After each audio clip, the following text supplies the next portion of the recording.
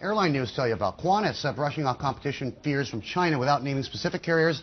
Flying Kangaroo's top international executive says the customers traveling to Europe were still willing to pay more to fly with them than a Chinese one. Chinese carriers are charging around $300 or so US less on the same route, Australia, China to Europe. The Qantas executive also said the carrier on track to break even on its international ops by the year 2015. Meantime, Qatar Airways says it's hoping to resume service with all 5 Dreamliners in their fleet by the end of the month. They say they're confident of the lithium-ion battery fix of Boeing and expect regulators to allow the 787 to resume commercial flights soon. Qatar has a running order for up to 60 Dreamliners as the years go by. If you don't trust commercial or you think it's a real hassle to have to fight for the overhead compartment, what about getting your own private jet? The Asian Business Aviation Conference will kick off in Shanghai next week. There will be dozens of jets on display, and the nouveau reach in China expected to give a boom to this market, which has been lagging behind developed economies for some time. Mike Walsh, CEO of AsiaJet, joins me on the program. Hi, Mike. Good to see you.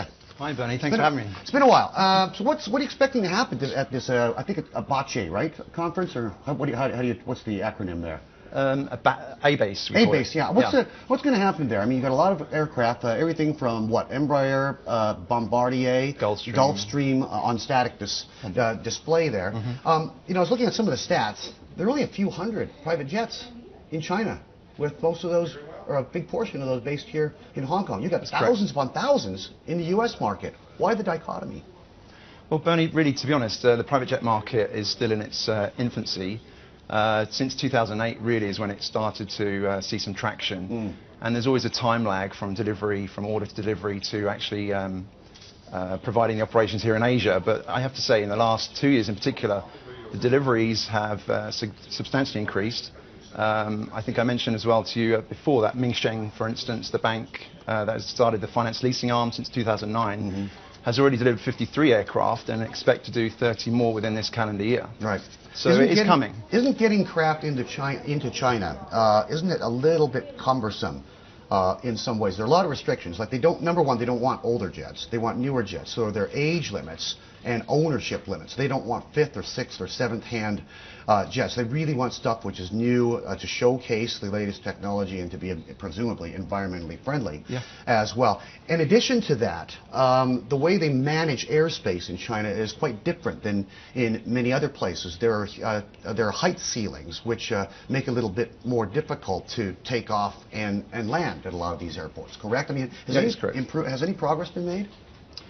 Well, I think just to sort of emphasize the growth that we've seen, even from a small base, some airports are now already slot restricted for private jet movements, but the domestic carriers actually are sort of not within that category. So it's just the foreign aircraft, when they're coming to China, they need to be aware of those restrictions. But like companies like AsiaJet are here to sort of accommodate all those requirements. And, you know, 5 years now here, we actually understand and feel we want to sort of emphasize that things are getting better all the time, regardless of the restrictions. There are barriers to entry for sure. Right.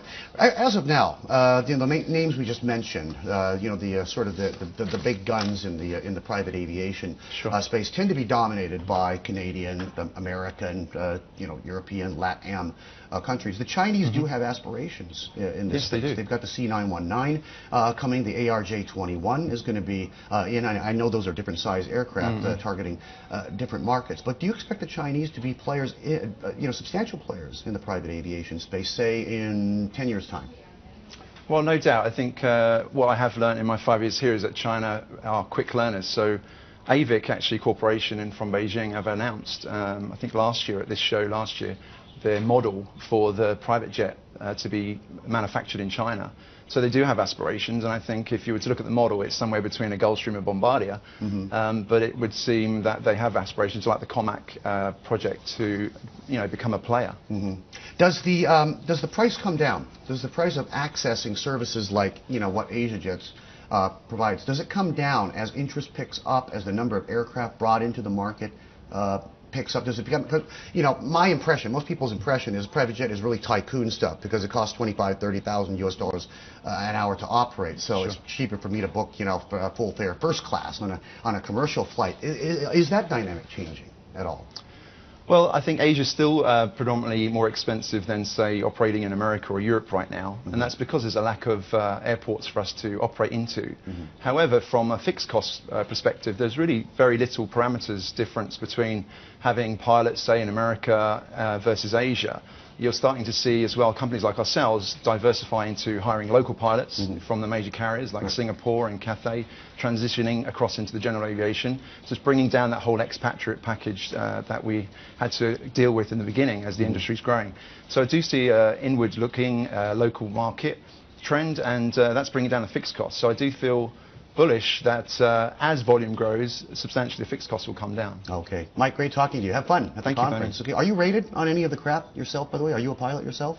Only for fun, yeah, Only unfortunately, for fun? yeah. Oh, but, okay. yeah, pilot wannabe, Bernie. Okay. Round up an ATR 72. I'm allowed to fly that.